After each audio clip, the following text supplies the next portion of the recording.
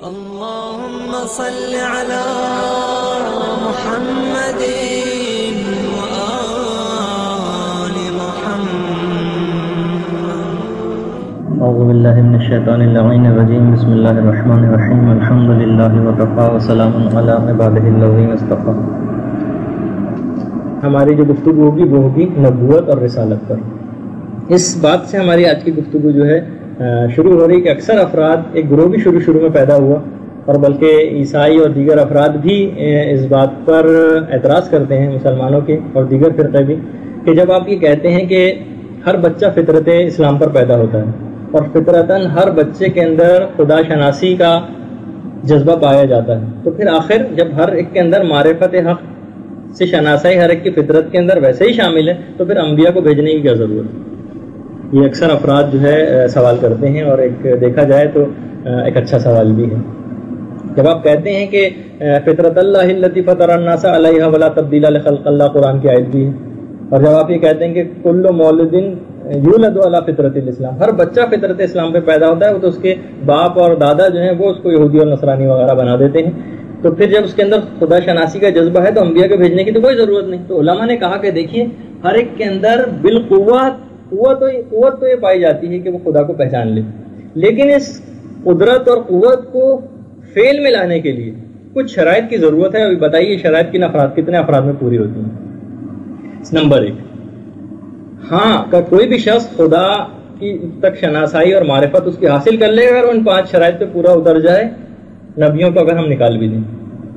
Number 1، انسان کے اندر قوت مشاہدہ ہو اور وہ قوت مشاہدہ کا صحیح استعمال بھی کرے، وہ کائنات کی چیزوں پر غور و فکر کرے، اپنے نفس کے اوپر غور و فکر کرے اور خدا کی معرفت حاصل کرے. آپ بتائیے کتنے ایسے افراد ہیں کہ جن کی قوت مشاہدہ اتنی تیز ہے کہ وہ آفاق اور انفس کے اندر یعنی کائنات کے اندر اور اپنی ذات کے اندر جو ہے وہ خدا اس کو دیکھیں اور خدا کی ذات کو پہچانیں. کتنے ایسے افراد ہیں؟ تو پہلی شرط تو بتائیے کس آدمی کے اندر پوری ہوتی ہے. نمبر 2، اس شخص کے اندر غور و فکر کا مادہ ہو اور وہ اس غور و فکر سے صحیح نتیجہ بھی اخذ کر سکے. دیکھیے بہت سارے افراد، آپ بتائیے کتنے کائنات کے اندر افراد پائے جاتے ہیں جن میں اس لحاظ سے غور و فکر کا مادہ ہے، یا غور و فکر کا مادہ بھی ہے تب بھی وہ اس غور و فکر سے صحیح نتیجہ اخذ کر سکیں اور وہ ان کی فطرت بن جاتے ہیں. تو کس حد تک وہ اپنے ضمیر کو، تیسری شرط ہے کہ اس کا ضمیر ایسا ہو کہ وہ بد اثرات کو قبول ہی نہ کرے معاشرے کی. علماء نے لکھا ہے کہ کوئی بھی شخص جس حد تک کہ آپ کڑوے سگار تک کو پینے میں لطف محسوس کرنے لگتے ہیں، جسے پہلی دفعہ میں ہر روشن ضمیر شخص مسترد کر دیتا ہے کڑوے سگار کو، لیکن بعد میں ایسی عادت آپ کی بن جاتی ہے آپ اس کے بغیر رہ نہیں سکتے. ایک شخص ہے جو کسی نے آج تک مرغی بھی کبھی ذبح نہیں کی، وہ بہت دہشت کھاتا ہے مرغی کو ذبح کرنے سے. ایک قصائی جس کا دن رات کام ہے اس کے لیے مرغی ذبح کرنا کوئی ایسی بات نہیں. تو اب دیکھیے کہ معاشرے مثلا، یا علماء نے ایک اور بھی مثال دی، ایک شخص ہے اس کو جج نے پھانسی کی سزا سنا دی اور مثلا وہ جو ہے پھندے کے قریب آ چکا ہے. اب آپ کے دل سے پوچھا جائے صرف آپ نے اس کی تمام مجرم کے متعلق کچھ بھی نہ، تو آپ کو خود بخود اس کے دل میں رحم کا ایک جذبہ ابھر آئے گا. لیکن کیا وہ رحم کا جذبہ اس جج کے دل میں بھی ابھرے گا کہ جو اس کے جرائم کی تمام تفصیلات سے باخبر ہے؟ آپ کے دل میں آپ سے اگر پوچھا جائے تو آپ کہیں گے اس کو معاف کر دینا چاہیے، اتار کے لے آؤ، بیچارے کو سزا دی جائے. تو اس کا مطلب ہے کہ انسان کے ضمیر معاشرے کے اثرات سے اس حد تک متفرق قسم کے ہیں، کبھی بھی آپ اس کے اوپر ریلائی کر کے معرفت حق نہیں تلاش کر سکتے، نہیں کر سکتے. اچھا، اس کے بعد یہ اگلی شرط کہ انسان کی قوت ارادی اتنی زیادہ طاقتور ہو کہ وہ نفس کے خواہشات اور رجحانات کا مقابلہ کر سکے. کیونکہ اگر آپ کے دل میں خواہشات نفسانی تازہ ہیں تو اول تو حق تک پہنچنے ہی نہیں دیں گی، اور اگر آپ حق تک پہنچ بھی گئے تب بھی وہ اپنے علم کے مطابق عمل کرنے سے روکتی ہیں خواہشات نفسانی. اب بتائیے کائنات کے اندر کتنے ایسے افراد ہیں جن کے اندر قوت ارادی اتنی زیادہ مضبوط ہے کہ وہ اپنے نفسانی خواہشات کو کچل دیتے ہیں. اس طریقے سے کروڑوں اربوں کے اندر مجھے ایسے افراد جو ہے تلاش کر کے بتا دیجئے کہ جو انبیاء اور ان کو اگر ہٹا دیا جائے تو ان کی تربیت کے بغیر ہی وہ اس نفس کشی کے اس مرحلے تک پہنچ جائے. اور پانچویں شرط اور آخری شرط کہ وہ شخص بغیر کسی استدلال عقلی کے حق بات تک پہنچ جائے اور ہر فطرتاً ہر غلط بات کو مسترد کر دے.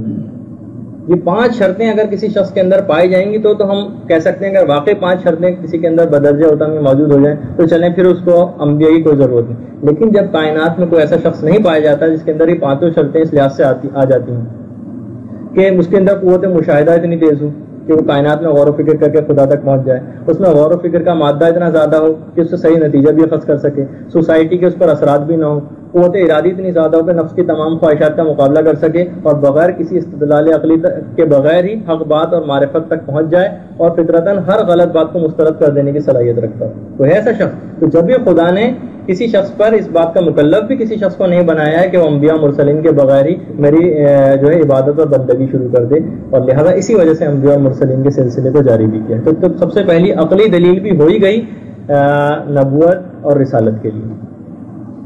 اچھا, پھر علماء نے ایک اور بھی دلیل دی. دیکھیے, بہت ایک آسان عام فہم مثالوں سے بچوں کی بھی سمجھ آ جائے. فرض کر لیتے ہیں ایک میزبان نے کچھ مہمانوں کو کھانے کے اوپر ایک دعوت میں بلایا. مہمان میزبان کے گھر کا رستہ نہیں جانتے. اچھا, رستے میں درندے بھی ہیں, چھوٹی چھوٹی پگڈنڈیاں بھی ہیں, تاریکی بھی ہے, بھٹکانے والے لوگ بھی موجود ہیں. اچھا, اب مہمان جو ہے وہ میزبان کے گھر کا رستہ بھی نہیں جانتے, تو اب میزبان کا فرض کیا ہے؟ ایک تو یہ احتمال ممکن ہے کہ میزبان جو مہمان کو نظر انداز کر دے, چھوڑو, بلانے کی ضرورت نہیں, اس کو کوئی غرض نہیں مہمان کس طرح پہنچیں گے. یا یہ کہ مہمان ان کے لیے کھانا ہی نہ پکوائے, یا کھانا پکوا لیا ہو تو اس کو پھینکوا دے. ایک یہ ممکن ہے چیز. اور تیسری چیز یہ ممکن ہے کہ میزبان ایک بہترین قسم کے رہبر کو مہمانوں کو لینے کے لیے بھیجے اور اس کے ہاتھ میں ایک چراغ ہو تاکہ وہ رستے کی تاریکی کو جو بھی دور کر دے, اور اس کے ہاتھ میں کچھ ہتھیار بھی ہو تاکہ وہ درندوں وغیرہ کا مقابلہ کر کے مہمانوں کو لے آئے. علماء نے کہا بالکل یہی مثال کائنات کے اندر بھی پائی جاتی ہے. خدا نے کائنات آپ کے لیے بچھا دی ہے اور اس نے اپنے پاس سعادت ابدی کی ایک ضیافت منعقد کی ہے, اور اپنے بندوں کو اس طرف بلانا چاہتا ہے, لیکن بندے اس تک پہنچنے کا رستہ نہیں جانتے. رستے میں شیطان موجود ہے, پھاڑ کھانے والے درندوں کی طرح سے. رستے میں شیطان موجود ہے, پھاڑ کھانے والے درندوں کی. رستے میں جہالت, تاریکی اور شرک کی تاریکیاں ہیں اور سیاہی بھی. تو خدا نے ایسے رہبر کو بھیجا ہے کہ جس کے ہاتھ میں معجزے کا چراغ ہے, تاکہ جاؤ اور میرے مہمانوں کو سعادت ابدی کی طرف لے کر آؤ. یہ خود ایک نبوت کی جو ایک بہت اہم ترین دلیل علماء نے عام فہم مثالوں کے ذریعے لکھی. اور تیسری ایک اور بھی دلیل لکھی رسول کے لیے, ایک عقلی بالکل ایک دلیل رسول کی رسالت کے لیے, اور واقعی بہت ہی اچھی ایک حتیٰ کہ جو مولانا مودودی ہیں انہوں نے جو اپنی کتاب کے اندر جو ہے اس کو خاص طور پر لکھا, اور واقعا اچھی بھی بہت دلیل کہ اگر ہم اٹھا کر دیکھیں رسول کی زندگی کو, آج سے 1400 سال پہلے کا آپ تصور دماغ میں لے کر آئیں کہ نہ وہاں تار تھا, نہ ریڈیو تھا, نہ مسجد تھی, نہ مدرسے تھے, نہ اسکول تھے, نہ کالجز تھے, کسی ہر لحاظ سے تاریکی تھی. اس زمانے کے عالم کی معلومات آج کے جاہل سے بھی کم تھی. اس زمانے کا جو سویلائز آدمی بھی شمار ہوتا تھا وہ آج کے ایک مزدور سے بھی کم شائستہ تھا. اس زمانے میں جو اخلاقیات سمجھی جاتی تھیں وہ ان سے ہمارا ضمیر نفرت کرتا ہے. ایسی چیز آج کے جو اوہام اور خرافات ہیں وہ اس زمانے میں حقائق سمجھے جاتے تھے. اس ایسے خطرناک ترین ماحول میں اس زمانے میں انسان اتنا ذلیل قسم کا ہو چکا تھا کہ کسی بھی شخص کا پرہیزگار ہونا ان کے تصور میں نہیں آتا تھا. کسی بھی انسان کا خدا رسیدہ ہونا ان کے دماغ اور تصور سے ہی بالا تر بات تھی. اتنا انسان اپنے آپ کو بھی ذلیل سمجھتا تھا, جبکہ انبیاء کا جو ہے اقرار بھی نہیں کرتے تھے وہ لوگ. ان کی عورتیں برہنہ ہو کر خانہ کعبہ کا طواف کرتی تھیں. وہ شخص وہ جو افراد پائے جاتے تھے اس حد تک ان کے اندر ذلت اور پستی آ چکی تھی کہ اپنے باپوں کے مرنے کے بعد اپنی سوتیلی ماؤں تک سے شادیاں کر لیتے تھے. ان کے پاس اعلیٰ درجے کی زبان تو تھی, لیکن اس کے اندر جو اخلاقی تصورات تھے وہ بہت ہی گھٹیا قسم کے تھے. ہر قسم کی جہالت, ہر قسم کی اصنام پرستی وہ ان کے اندر پائی جاتی تھی. ہر چیز کو وہ لوگ پوچھتے تھے. آپ دیکھیے کہ یہ ماحول اس کے اندر سے پھر ایک خود بخود ایک شخص نکل کر آتا ہے اور زبردست قسم کی فصیح و بلیغ گفتگو شروع کر دیتا ہے کہ تمام کے تمام ادیب اور شاعر جو ہے عرب حضرات کے وہ دنگ رہ جاتے ہیں. وہ شخص چیلنج دیتا ہے اور بار بار چیلنج دیتا ہے کہ میرے جیسا کلام بنا کر لیا. تمام افراد لانے سے اس کے جو ہے عاجز آ جاتے ہیں. وہ شخص کہ جس نے کبھی تلوار کو ہاتھ تک نہ لگایا تھا ایک بہترین قسم کا سپہ سالار بن جاتا ہے. جس نے کبھی اس لحاظ سے کبھی گفتگو نہ کی تھی ایک بہترین قسم کا تہذیب نفس یا بہت بڑا معلم اخلاق بن جاتا ہے. جس کو سیاست کی کبھی ہوا بھی نہ لگی تھی ایک بہترین قسم کا جرنیل اور لیڈر بن جاتا ہے کہ 12 لاکھ مربع میل پہ موجود جو افراد تھے ان کو ایک نظام کے تحت لے آتا ہے. جو بہترین قسم کا جج بھی اور بہترین قسم کا قانون دان بھی ہے. آپ دیکھیے کہ اتنی زیادہ کمال صفات رکھنے والا شخص, یعنی بالکل عقلی اعتبار سے آپ غیر مسلموں کے سامنے بھی پیش کریں کہ آپ یہ بتائیے کہ اتنے تمام کمالات رکھنے والا شخص یہ بادشاہ بھی بن جاتا ہے تب بھی یہ ویسا ہی فقیر کا فقیر بنا رہتا ہے. یہ پھونس کے بنے ہوئے گھر میں رہتا ہے, بوری کے اوپر سوتا ہے, موٹا جھوٹا پہنتا ہے, دن بھر جو ہے وہ مخلوق خدا کی خدمت کرتا ہے، رات رات بھر خدا کی عبادت کرتا ہے. اچھا تمام جب یہ پیغام اپنی قوم کو پہنچاتے ہیں تو تمام قوم اس کے خلاف ہو جاتی ہے. جب تمام قوم اس کے خلاف ہو جاتی ہے تو آپ دیکھیں کہ کوئی اس کو پتھر مارے جاتے ہیں، اس کو دربدر کیا جاتا ہے، یہ جس جگہ پہ ہجرت کر کے پہنچتا ہے وہاں بھی وہ لوگ آ جاتے ہیں، ہر اعتبار سے اس کو اذیتیں پہنچاتے ہیں. کیا کوئی جھوٹا شخص کسی بے اصل بات کے پیچھے اس حد تک مسائل برداشت کر سکتا ہے؟ وہ تو کبھی کا سمجھوتا کر لے، کبھی نہیں کر سکتا. اچھا آپ خود دیکھ لیں، علماء نے کہا کہ جتنے بھی آپ دنیا میں ہیروز گزرے ہیں، آپ جب اس شخصیت کے سامنے لائے جاتے ہیں تو بالکل بونے معلوم ہوتے ہیں. اچھا آپ خود دیکھ لیں، جتنے بھی ہیروز تاریخ کے گزرے ہیں ان کی شخصیت کی چکا چوند صرف ایک یا دو شعبوں پر محدود ہے بس.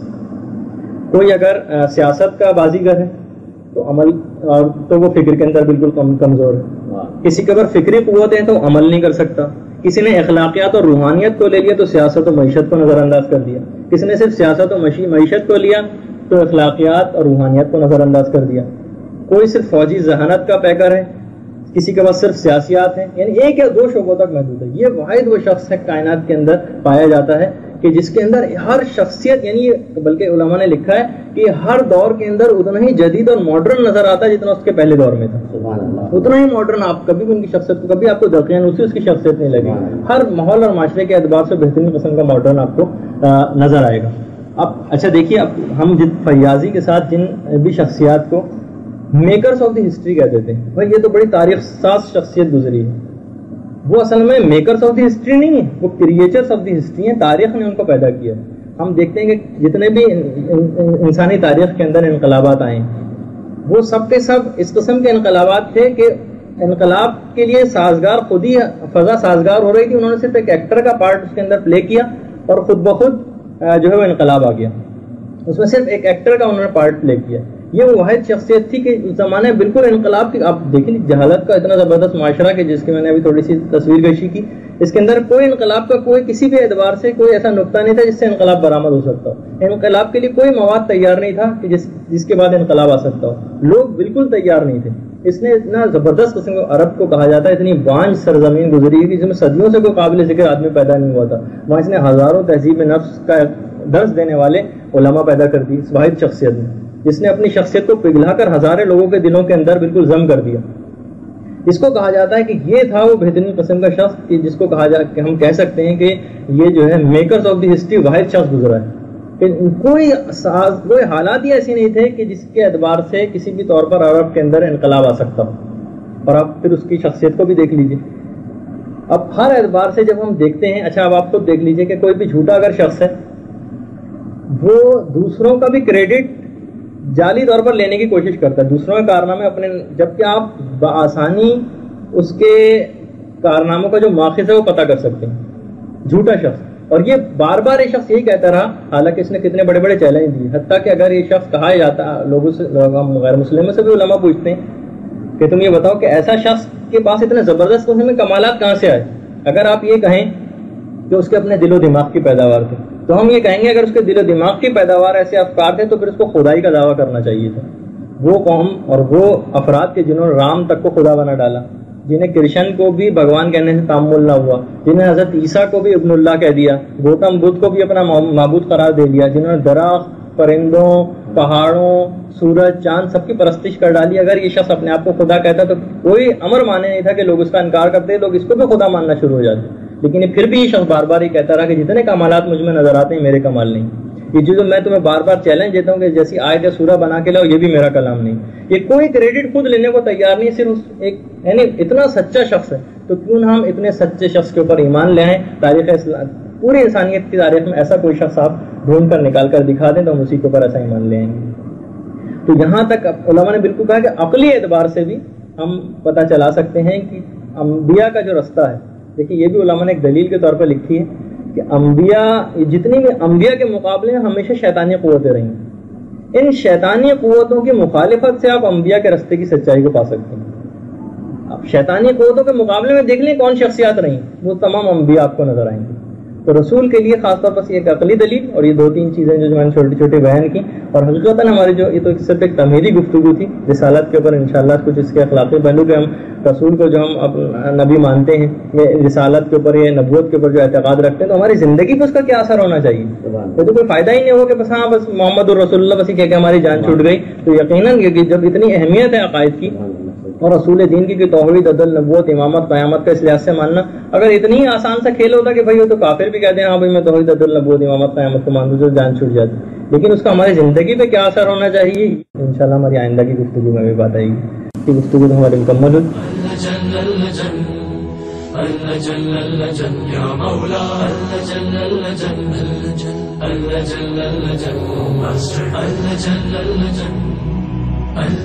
يا صاحب السماء